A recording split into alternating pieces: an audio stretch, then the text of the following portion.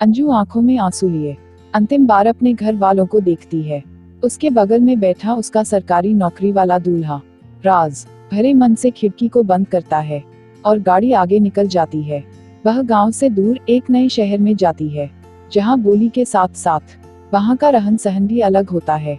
अंजू एक गरीब घर की लड़की होती है, जिससे वह दहेज में कुछ ज्यादा सामान नहीं ले गई होती है, पर वह बेहद सुंदर होती है।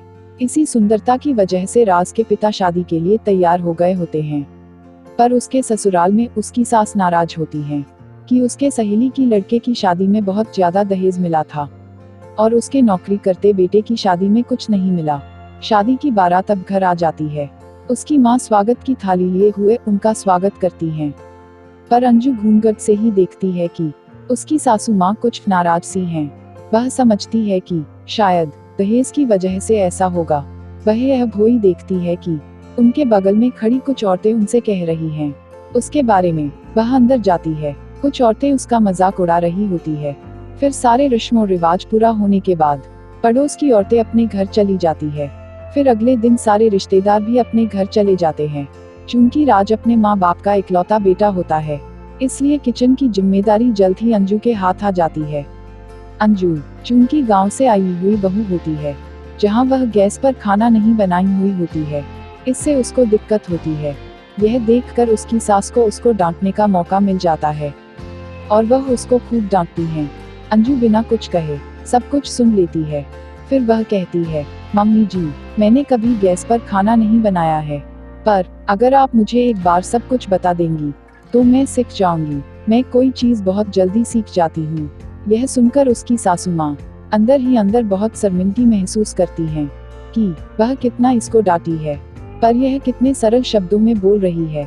वह कहती हैं, आओ बता देती हूँ। अंजू बहुत ध्यान से सब कुछ समझती है और धीरे धीरे वह माहिर हो जाती है। उसकी सासू माँ हमेशा उसको नोटिस कर रही होती हैं। एक दिन दोपहर को अंजू की सासू माँ की वही सहेली आती हैं, जिनके बेटे को खूब दहेज मिला होता है। वह आकर मजाकिया अंदाज में कहती हैं कि अंजू बेटा, थोड़ा अपनी हाथ का बनी चाय तो पिलाओ। अंजू तुरंत कहती है, क्यों नहीं मम्मी जी, अभी लाती हूँ। अंजू किचन में चली जाती है। तब वह कहती है कि बताओ कैसी है तुम्हारी बहू, अच्छा खाना बनाती भी है कि नहीं। वह दुखी मन से कहती है कि मेरी बहू के हाथ में तो अच्छा खाना बनाने का गुण नहीं है।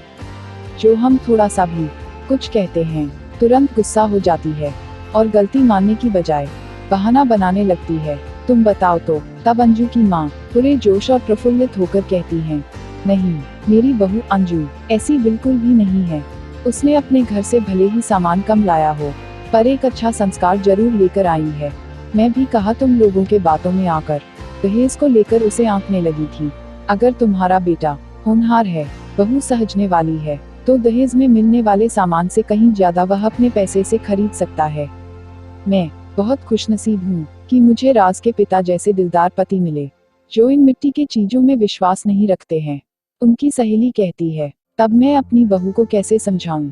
अंजू जो अंदर से उनकी बात सुन रही होती है, कहती हुई आती है कि मम्मी जी, आप उनको प्यार से समझाओ। खाना अगर सही नहीं बना है तो तुरंत न बोलें, बाद में उन्हें समझाएं कि इसमें यह कमी थी।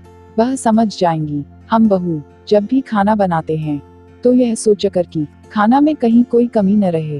वैसे भी मम्मी जी, आप भी तो किसी की कभी बहू रही होंगी।